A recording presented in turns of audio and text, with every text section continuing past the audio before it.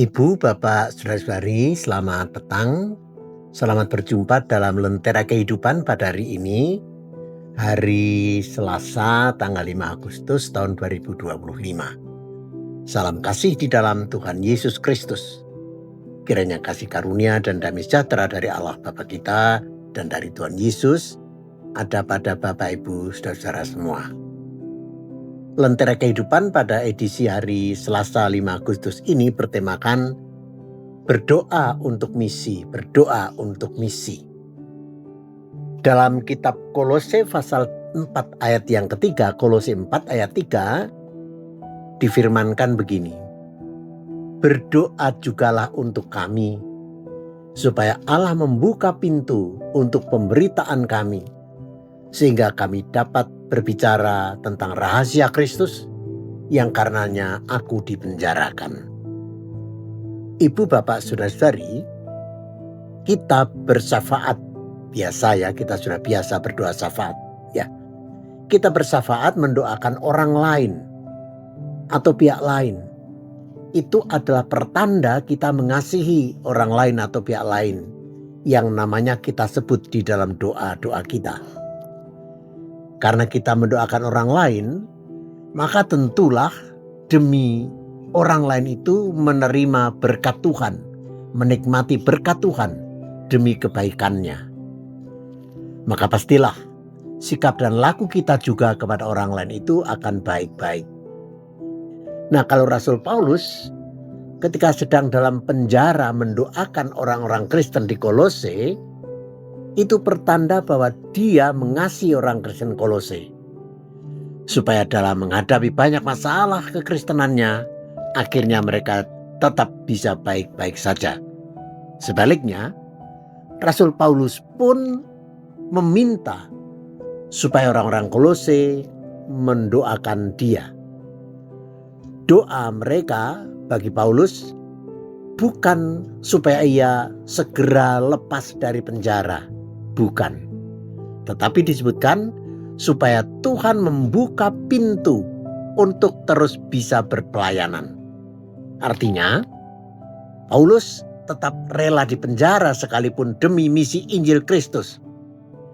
Tetapi juga dalam keadaan apapun juga. Apakah ketika ia sedang di penjara maupun nantinya ketika ia sudah dibebaskan dari penjara, tetap Tuhan memberi kesempatan kepada dia untuk tetap bisa berpelayanan, mengemban misi bagi Kristus, tetap bersaksi, tetap menyatakan kebenaran, tetap memberitakan Injil, tetap melakukan hal-hal baik demi Kristus, supaya semakin hari semakin banyak orang yang mendengar tentang Kristus yang baik, Kristus sang juru selamat, dan bahkan jika Tuhan berkenan, makin banyak orang juga yang kemudian beriman kepada Kristus. Bapak, Ibu, Saudara-saudari, hari ini kita menerima pengajaran untuk kita saling mendoakan. Bukan saja yang kita doakan itu mendapat berkat Tuhan, tetapi kita mendoakan juga agar kesempatan yang masih ada ini, ya selama hayat masih dikandung badan, tetap bisa mengemban misi Injil Kristus. Kita tetap memiliki semangat yang membara untuk melayani Tuhan sesuai dengan talenta kita masing-masing. Benar bahwa tantangan di depan kita sebagai orang percaya makin berat dan makin kompleks. Hidup ini memang rumit. Namun dengan kita saling mendoakan, kiranya dalam hidup yang kompleks dengan permasalahan ini, tetap bagi kita tersedia peluang untuk bisa melayani dan bersaksi tentang kebaikan Allah.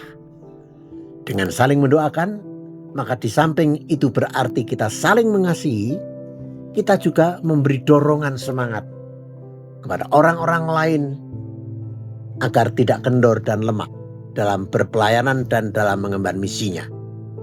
Semoga kita diberi roh kesatuan hati untuk saling mendoakan. Amin. Mari kita berdoa. Terima kasih ya Tuhan, pada petang ini Engkau berfirman kepada kami betapa setiap kami terpanggil untuk saling mendoakan satu dengan yang lain, supaya kesempatan yang ada dapat kami pergunakan menjadi kesempatan untuk bersaksi dan melayani Engkau. Tuntun dan beri kekuatan kepada kami ya Tuhan. Malam nanti kalau kami istirahat, kiranya Tuhan lindungi, jagai kami, untuk kami boleh bangun pada esok hari dengan hari baru dan semangat yang baru menyambut berkat Tuhan.